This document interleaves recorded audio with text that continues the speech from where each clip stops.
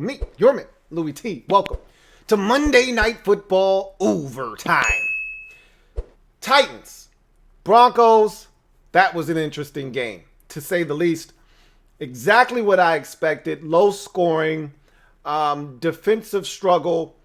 I didn't expect the missed field goals and the extra point that made this thing a much more interesting game than it had to be. But the Titans have seen these issues before, so it's amazing how the teams that struggle with field goal kicking always seem to find kickers that are struggling with field goal kicking. It's amazing. Like, the same teams have the same issues year in and year out, it seems like. And they tried their best to fix the problem, but they don't. Hopefully, this isn't an issue, but Stephen Gostkowski has been starting to trip for a while. Even in his final days in New England, you could see that he wasn't the same guy, and the Patriots were eventually going to move on from him, and they did. And now he's somebody else's problem. Hopefully, that made field goal gives him the confidence that he needs moving forward to start being a little bit more consistent, because these are the types of games the Titans are going to play this year. Like, let's not fool ourselves into thinking all of a sudden the Titans are this team that can score 45 in any given week. They're not built to do that week in and week out. There may be a game here or there where they explode defensively. You know, they force 4 turnovers, 1 goes to the house, and, you know, they get short fields and they end up scoring, and Derrick Henry runs wild for 172 yards and 2 touchdowns, and Tannehill throws for another one, and all of a sudden, you know, they score 37 or they score 43. That could happen one week.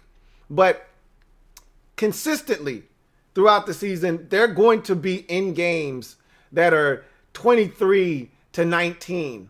You know, they're going to be in games that are 26-20. They're going to be in games that are 20-13, 20-16. So they're going to need their field goal kicker to be able to split the uprights. So hopefully this isn't a problem that is going to haunt them throughout the course of the season, or it could be a long year for the Tennessee Titans.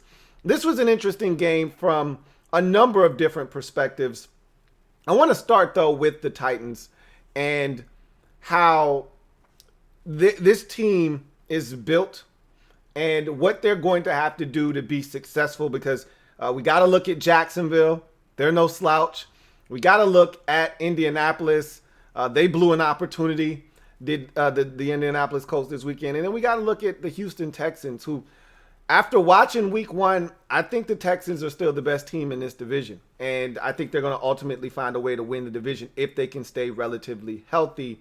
That being said, the Titans are the one team, however, that has the ability to really beat you up and maul you physically and be able to do some things that travels in the postseason. I don't think Jacksonville's consistent enough, even though I like what I saw from Gardner Minshew and that crew. They're still the Jacksonville Jaguars. I don't think they're ready for the show quite yet. The Texans, I just don't think they are good enough defensively right now.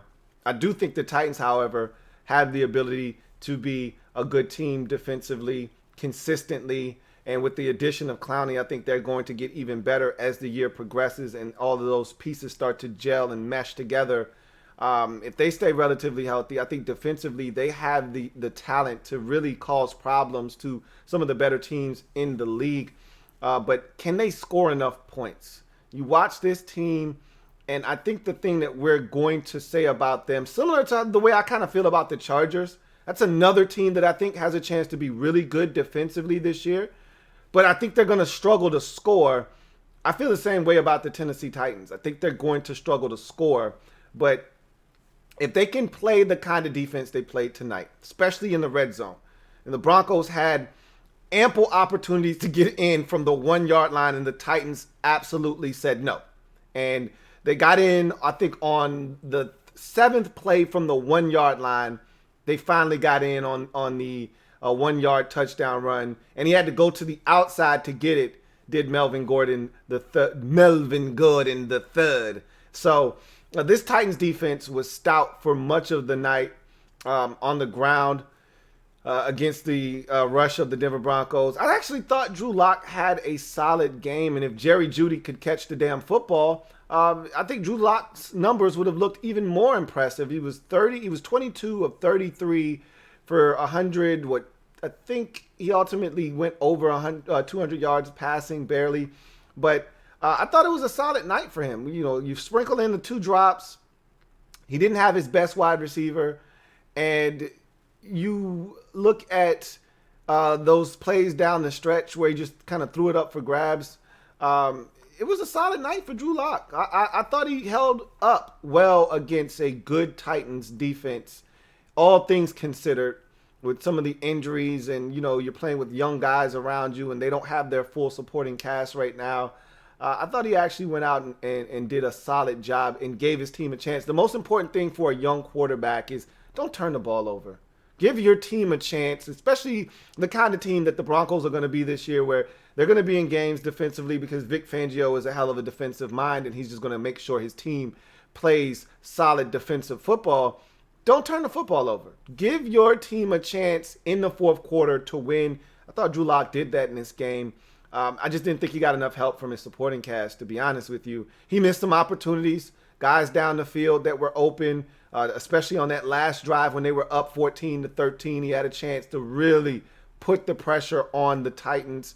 If he hits the ex-Penn State wide receiver, Deshaun Hamilton, down the sideline, that's a big play there. Puts you up 8 potentially with the extra point pending at 21-13. With the way the Titans were struggling throughout the course of the night, hard to imagine them getting in the end zone, even though they moved it down the field and got into a position where if Tannehill could have connected there at the end with A.J. Brown, they would have gotten in the end zone. But it would have been interesting to see would they have been able to convert the 2-point conversion. But that's a whole bunch of hypotheticals that never took place. At the end of the day, Locke didn't hit Deshaun Hamilton. Jerry Jeudy didn't catch the football in some situations that would have extended drives, some big drops by Jerry Jeudy. And if you remember my breakdown of Jerry Jeudy, I said the one thing that alarms me with Jerry Jeudy, there are some concentration drops on film. I said, look, there aren't enough of them for you to be alarmed, but they are there. You saw them tonight. He's one of those guys that's so dynamic. He wants to make a play before he actually secures the football. He's got to look the football all the way in.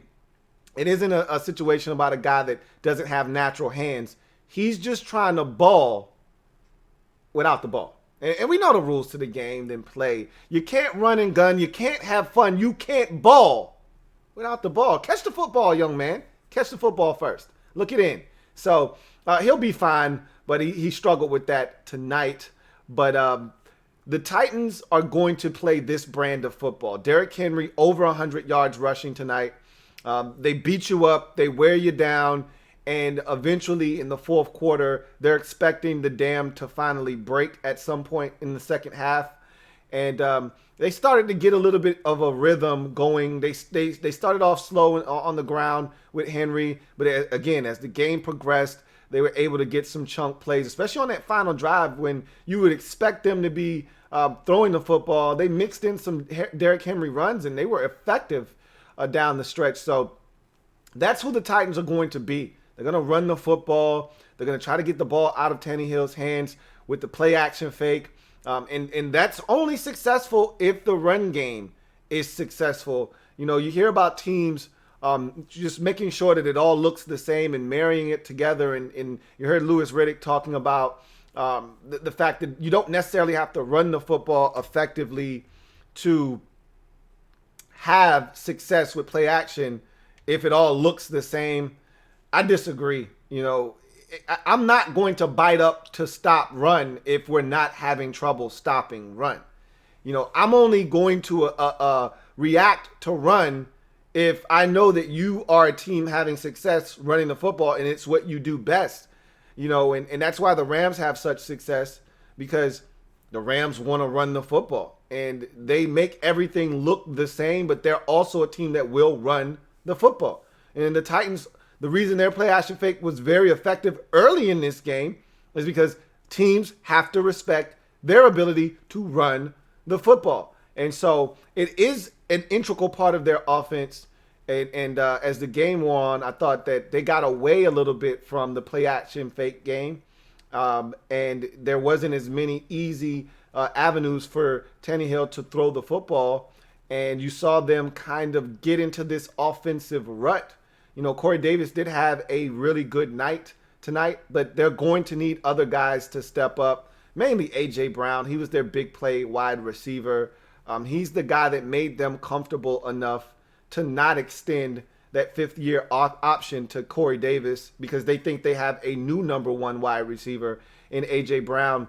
So he's going to have to step up and make some plays for this Titans team moving forward. They think they have some talent at tight end as well. Now, that was a hell of a catch by Michael Pruitt in the end zone. That ball had some sauce on it, and he was able to secure that in the end zone. The ejection, it was a dumb decision by the linebacker from Alabama, Evans. He's got to be better than that. You can't let guys get in your head to the point where you feel like you got to throw a punch. And so he was tossed from the game. That he's got to be smarter than that. But at the end of the day, the Titans deserve to win this football game. Let's be honest with ourselves. Had they lost this game, I would have added them to the list of teams that consist of Indianapolis, Dallas, Cincinnati, and Detroit that look back at week one and say, we shot ourselves in the foot and we let one get away that we should have won. And they should have won this game. They were the better team in this game.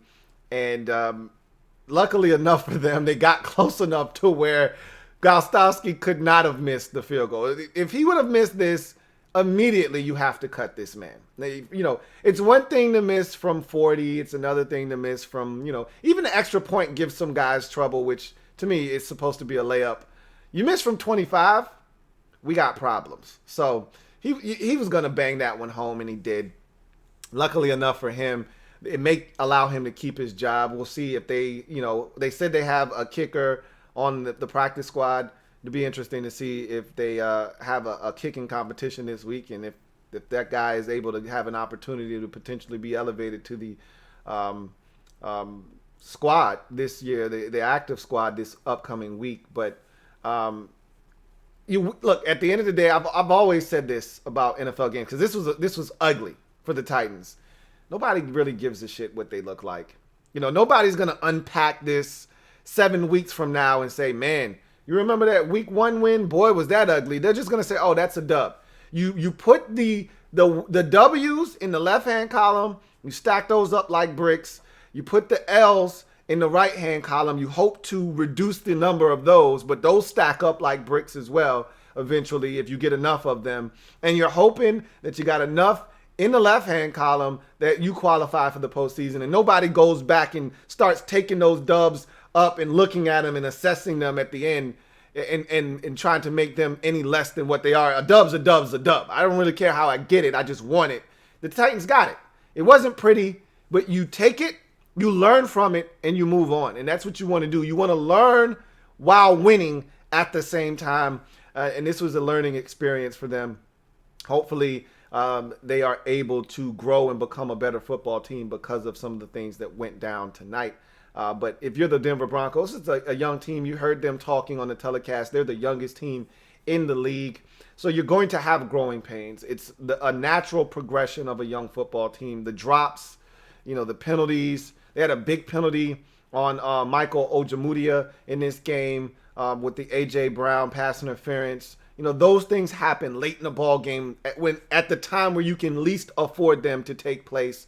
So those are the growing pains of a young football team. Vic Fangio is still a young head coach. It's crazy because he's been in the league so long as a coordinator and a positional coach, and yet he's still a young coach because he should have been really taking a look at the clock situation, and he should have been using some timeouts, to preserve a little bit of clock, because in that instance, no matter what happens, you want to have a chance to win, and you preserving time isn't going to hurt you because the Titans have timeouts. So it's not like you're doing the Titans a solid. That's the thing that coaches fail to realize.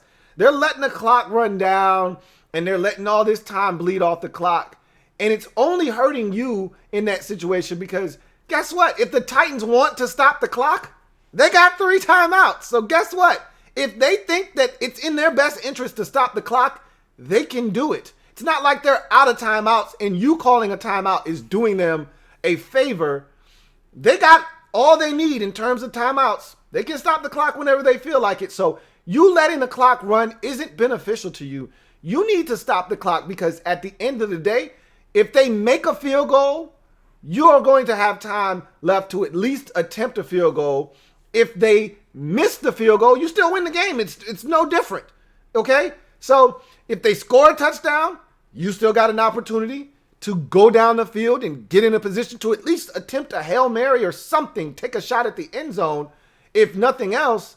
But if they don't score a touchdown or they don't make the field goal, you still win the game. There's no benefit to just allowing the clock to wind down because at the end of the day, they're already in range to beat you. So now you need to be thinking ahead, one step ahead and saying, okay, how do we put ourselves in a position, no matter what happens, how do we put ourselves in a position to still have a chance to win? What gives us the best chance? Calling timeouts and preserving some time on the back end is the way you achieve that. He didn't do it.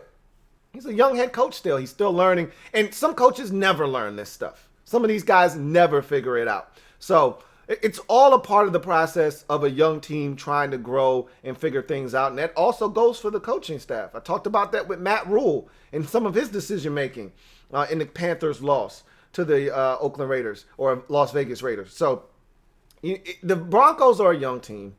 I knew the loss of Von Miller would hurt. You know, couldn't you imagine Miller winning around the edge on one of these snaps, getting to Ryan Tannehill and forcing a fumble tonight? Couldn't you imagine that? I saw their right tackle get beat a couple of times in this football game by various guys. You know, I'm a massive fan of Jerry Atauchu. I always thought that he had some juice off the edge. For whatever reason, it hasn't worked out for him. But he won early in this game and got to Tannehill. And I could have imagined Von Miller getting off the edge and getting to Tannehill and potentially forcing a fumble. Those guys make those kinds of plays. And I knew the lack of a Von Miller in this game was going to hurt the Denver Broncos. I also knew the lack of a Courtland Sutton was going to hurt as well because there are a couple of plays there where Jerry Jeudy dropped the football. Courtland Sutton's not dropping the football. And there are a couple of deep shots that Drew Lock took.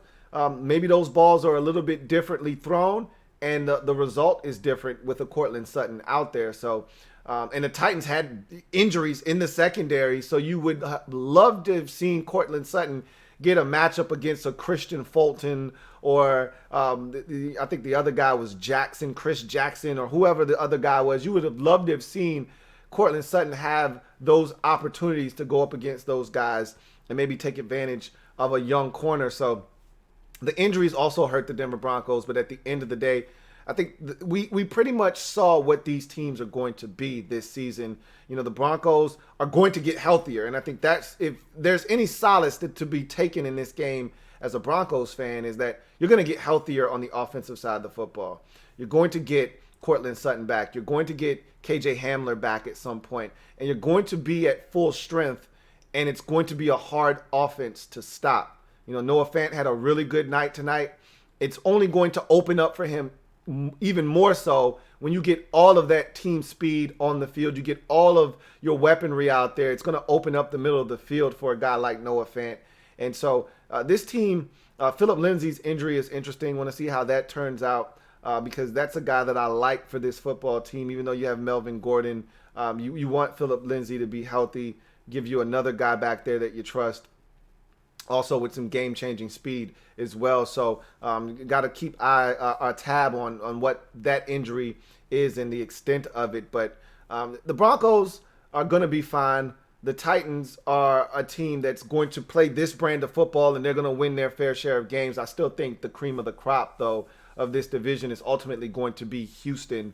And, you know, if they're going to play this brand of football, they better get the field goal kicking situation under control, or it could be a long year for the Tennessee Titans. And I know Titans fans think that they can score more than what they did tonight, and they should have if the field goal kicking situation was squared away. But they're going to need to be able to convert a little bit better in the red zone. And when they get down into the 30 and the 25 and the 20 and close to the red zone, they're going to have to find ways to get in to the end zone and not settle for field goals anyway. If you want to play with the big boys and stomp with the big dogs in this league, you better start scoring some touchdowns and stop settling for field goals. So it's a win for the Titans. That's all you care about. It was not pretty, but most importantly, it was gritty. It was a dub. You go on the road, you find a way to get it done, you take the win, you go home, and you try to find a way to do it again next week. And that's what the Titans did tonight. They got the win. It wasn't pretty, but 16-14. They got more points on the scoreboard than the opposition. It counts as a dub. You move on.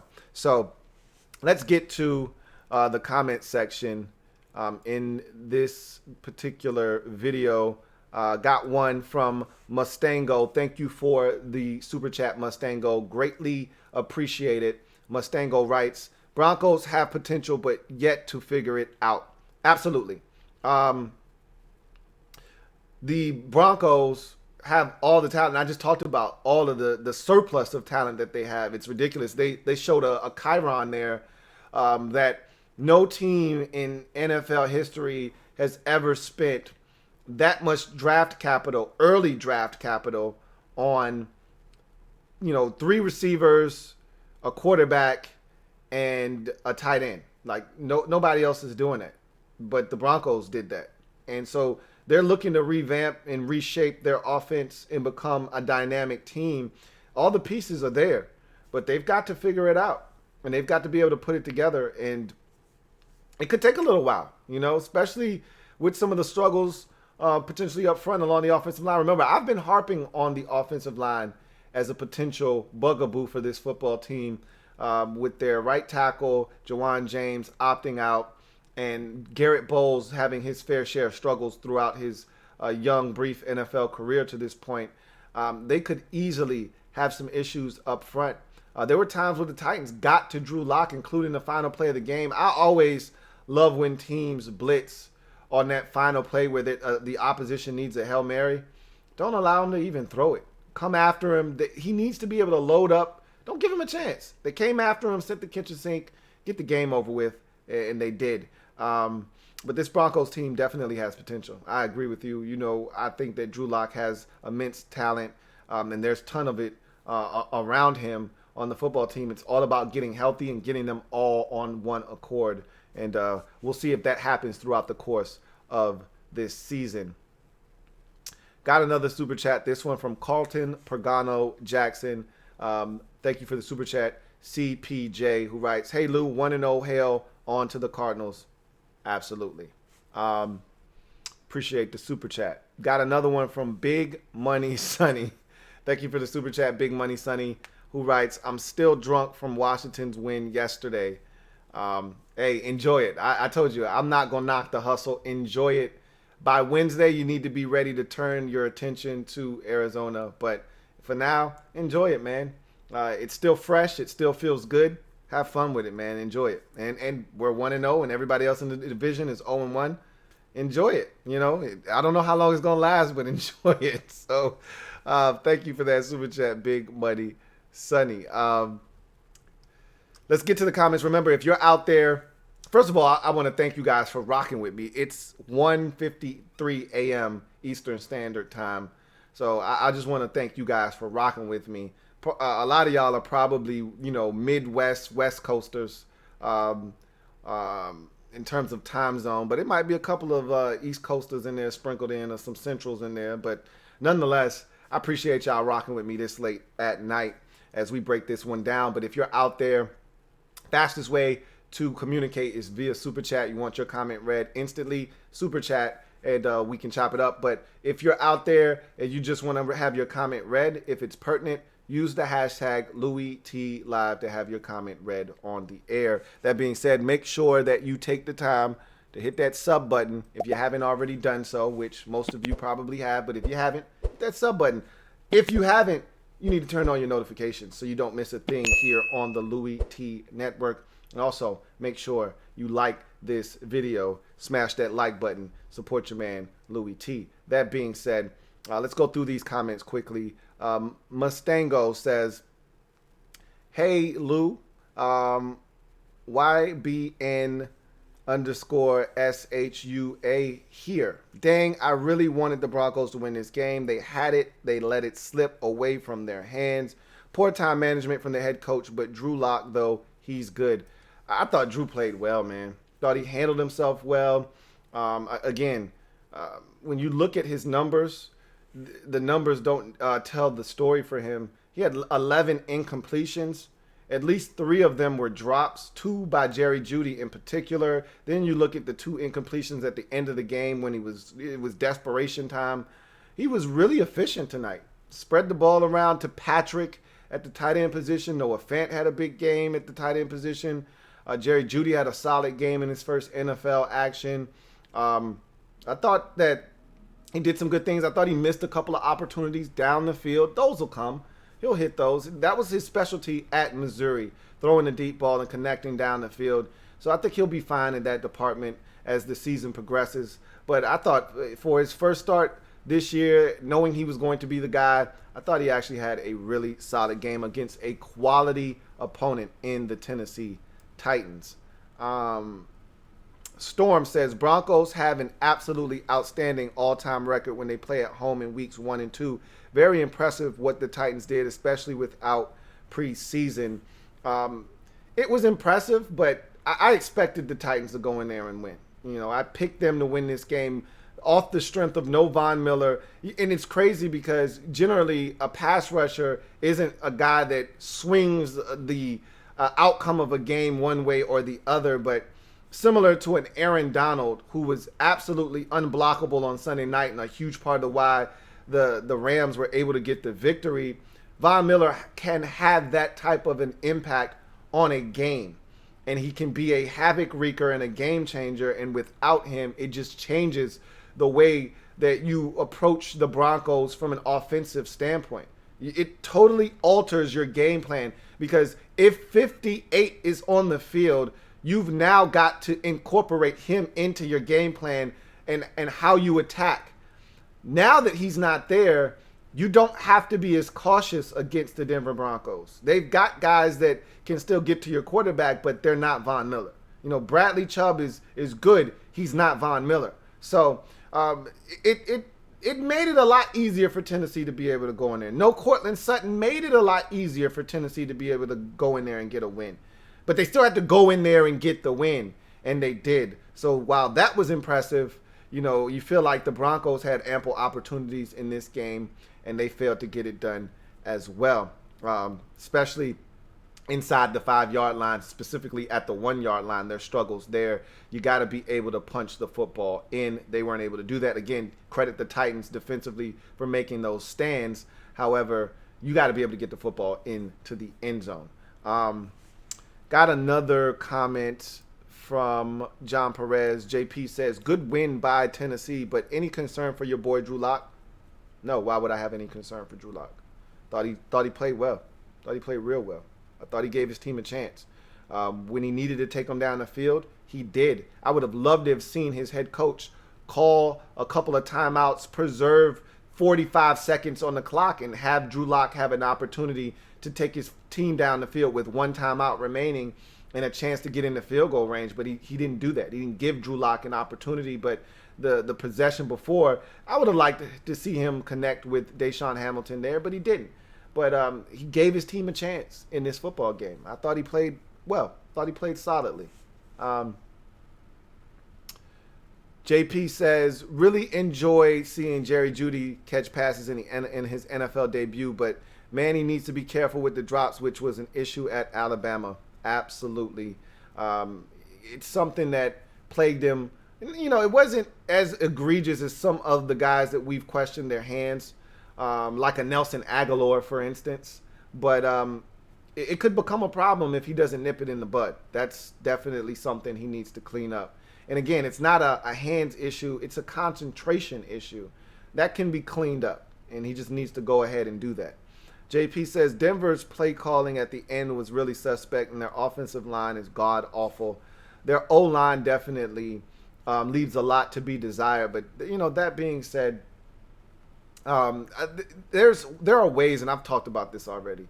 There are ways to circumvent suspect offensive line play. You can get around that, so they'll be fine. Like I said, Drew Lock had some time to throw the football tonight, and he didn't always get it done. But then again, the guys around him didn't always do a great job of helping him out either. So I don't think their offensive line is god awful. I just don't think it's what you would like it to be at this point. But the circumstances are what they are.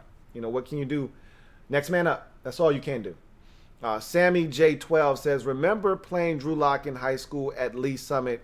Crazy he's a starting quarterback in the NFL.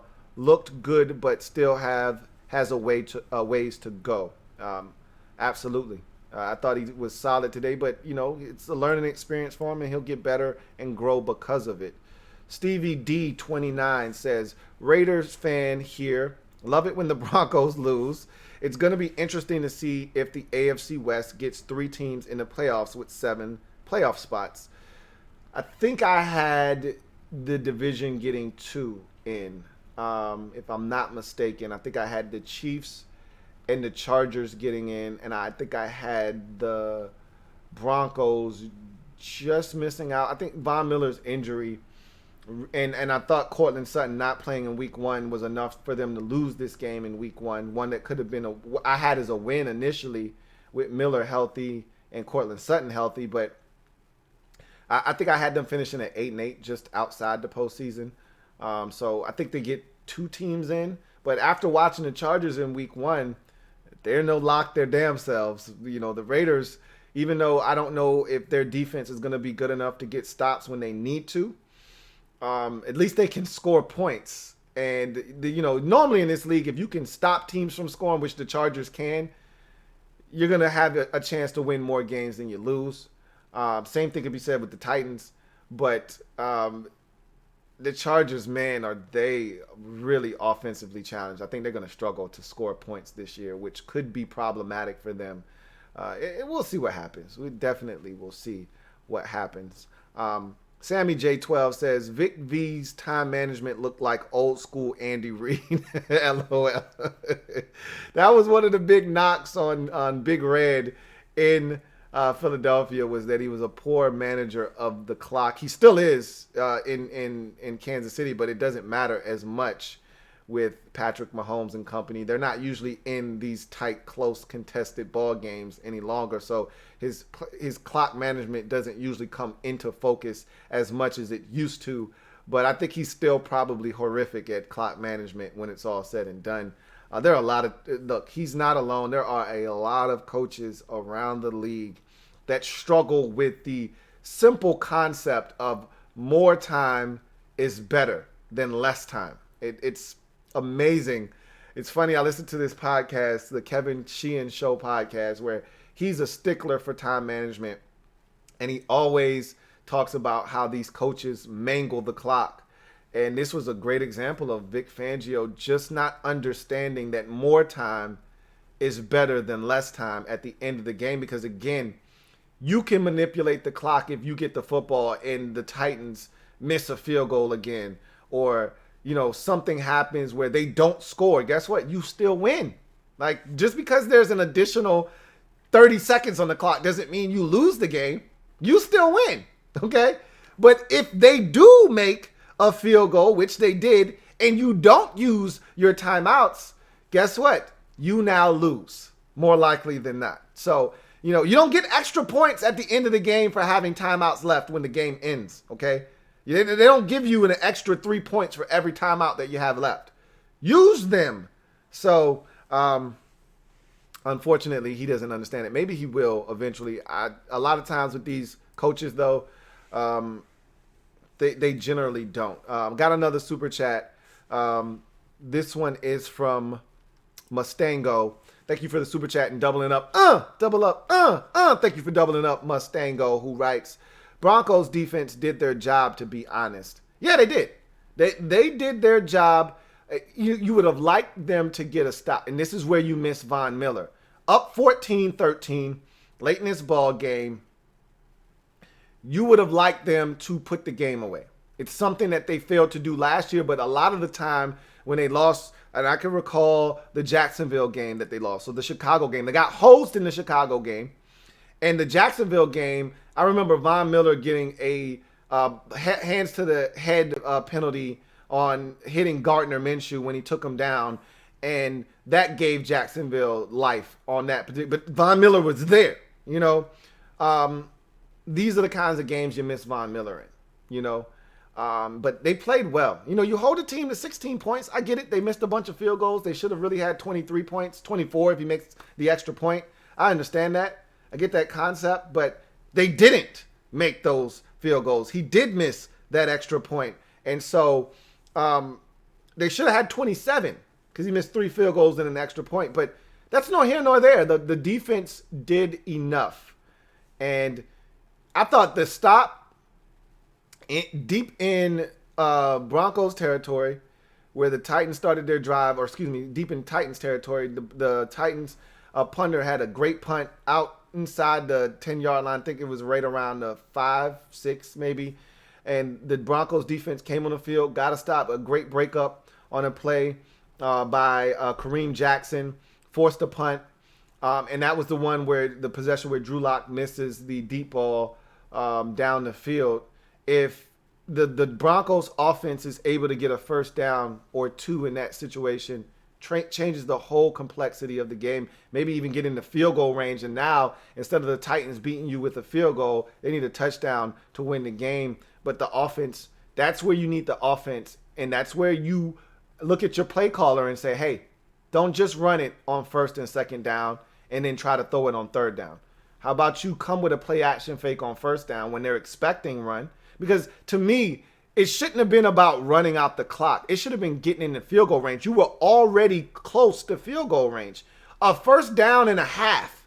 And now you're probably in not Matt Prater, in I forgot the damn field goal kicker's name. I want to call him Mormon. It's not Mormon though. But you're almost in field goal range. So you're in Mile High, so it doesn't take much to get in the field goal range. So that was the possession where I would have liked to have seen the play caller be a little bit more aggressive. But, you know, it is what it is. Also got another super chat from Mustango. Really appreciate you tripling up, Mustango. Thank you so much. Who writes, you think the Broncos can compete with the Chiefs? I think they can compete with the Chiefs. I don't think they can beat the Chiefs at this moment. And in order to beat the Chiefs, you're going to have to be able to get pressure on Mahomes. Not having Von Miller, and I hate to sound like a broken record, but not having Von Miller hurts when you go up against teams like the Chiefs that if you're going to have a shot, you got to be able to get to the quarterback. That's why they struggled against the 49ers in the Super Bowl, because they were able to get to Patrick Mahomes and make him uncomfortable. The Broncos had the ability to do that. And you take Von Miller out of the equation, and now you're not as adept at doing that. So I think they can compete. It's family business. You never discount a team in the division when it's family business, but losing Von Miller hurts big time. Let's see. Big Money Sonny, thank you for the super chat. Double up. Thank you for doubling up, Big Money Sonny. Greatly appreciate you. He says, let's be honest, no team is holding KC from scoring less than 30. The AFC West is unattainable for the next 10 years plus. It seems that way, but I think there's one team in that division that can stop them from scoring 30. They got to stay healthy, though. And that's the Chargers. The problem with the Chargers is they may only score 19. And so even if they stop the Chiefs from scoring 30, the Chiefs are probably going to score 24 or 27, and that's still going to be enough to beat the Chargers. That's where you run into the issue with the Chargers, is that I just don't know if they can score enough points their damn self. But they're capable of getting to Mahomes, making him uncomfortable. They have the defensive talent and the speed defensively to really match up, which is what the goal was this offseason for the Chargers, to add more speed defensively, to lock up Boza and Ingram on the edges, and to have Jerry Tillery take the next step on the interior and really start to pose problems for a team like Kansas City. And they've got the ability to do it. I just don't know if they have enough firepower offensively to match up with the Chiefs. And that's another discussion for another day. But I totally get where you're coming from. It's unattainable for the next 10 years. With Mahomes signing that massive deal, it could seem that way. I could understand why you would feel that way, for sure. Thank you for the super chat, Big Money. Sonny. Reese says, 5th time's the charm, Lou. I have no idea. Oh, you're talking about the field goal. Oh, man. I'm just glad he made the kick, man. I'm just glad he made the kick. Because if he didn't, there would have been some issues. He would have been looking for work. I think that might have been it for him. Anytime you implode on national television, it's never a good look for you. Could have been it for him there. Got another super chat from Mustango. And I really appreciate you, Mustango, blessing me tonight.